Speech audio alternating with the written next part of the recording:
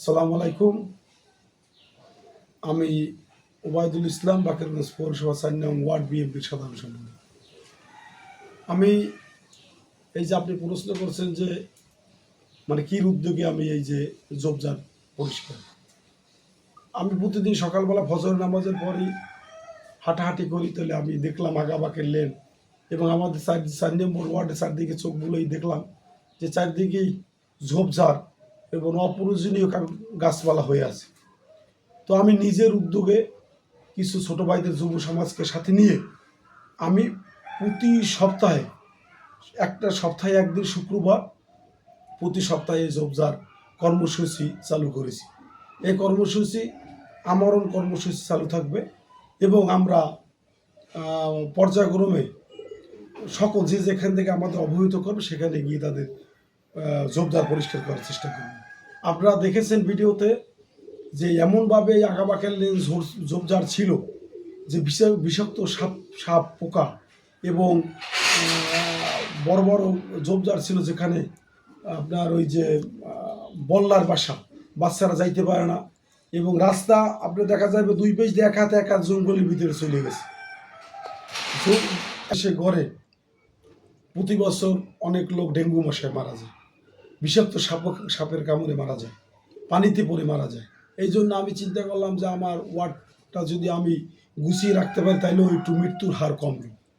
হায়াত মত আল্লাহর হাতে, তারপরও চেষ্টা করছি। এখন আমি আমাদের যুব সমাজ, স্কুল পাড়া যুব সমাজকে নিয়ে আমাদের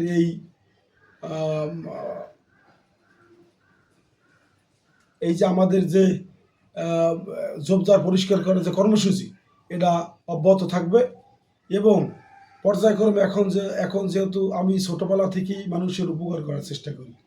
আপনারা দেখবেন আমার ফেসবুক আইডিতে আছে যে মহামারী করোনা যখন আমাদের যখন ছিল, তখন তো মানুষের বাপে বাচ্চা অসুস্থ হইলে বাপে নিয়ে দূরে রেখে আসছে, বাপ অসুস্থ হইলে জঙ্গলে নিয়ে ফালাই আসছে।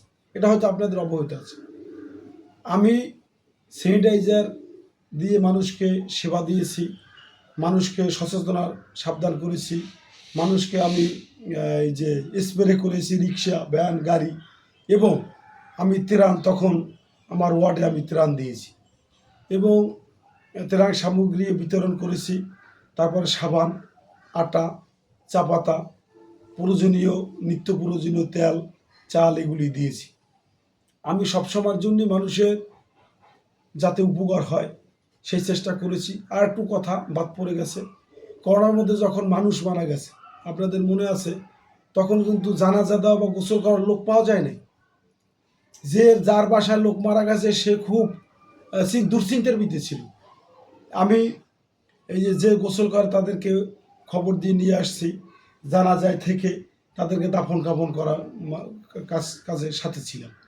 এবং আপনি ইতিপূর্বে খোঁজ নিয়ে দেখতে পারেন, যেখানেই বিপদের কথা শুনি আমাকে জানাক বা নাই জানাক, আমি সেখানে গিয়ে হাজির হই।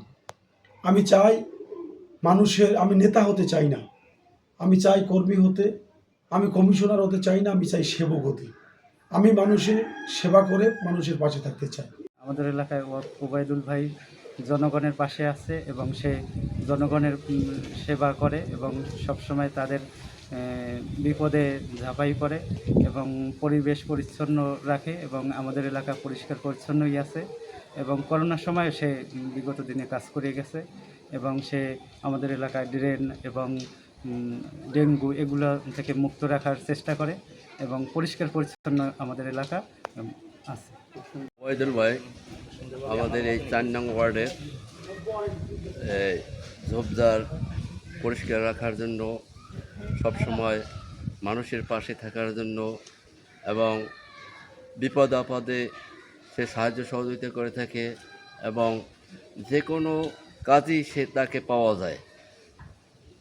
এবং আরেকটা জিনিস আছে, তিনি সামাজিক কর্মকাণ্ডে অংশগ্রহণ করেন সবসময়, মানুষের সবসময় সুখী রাখার জন্য যতটুকু তার নিজ তহবিল থেকেও অনেক সময় সাহায্য করে থাকে।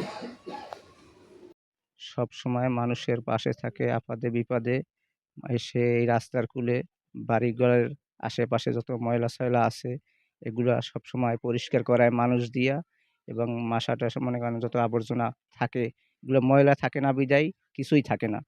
এইজন্য মানুষের পাশে থাকে হে। করোনার সময় সে রাস্তায় রইছে, কোনো মানুষ না থাকলেও সে মনে করেন এই বৃষ্টি বাদল কত কিছু মানে, এই ঝড় বৃষ্টি মানে না। সে সবসময় রইছে মানুষের পাশে, ত্রাণ দিয়েছে সবসময়। এবং সে মানুষের কোনো মৃত্যু-টিত্যু হইলে, মানুষ মারা গেলে সেখানেও যায়।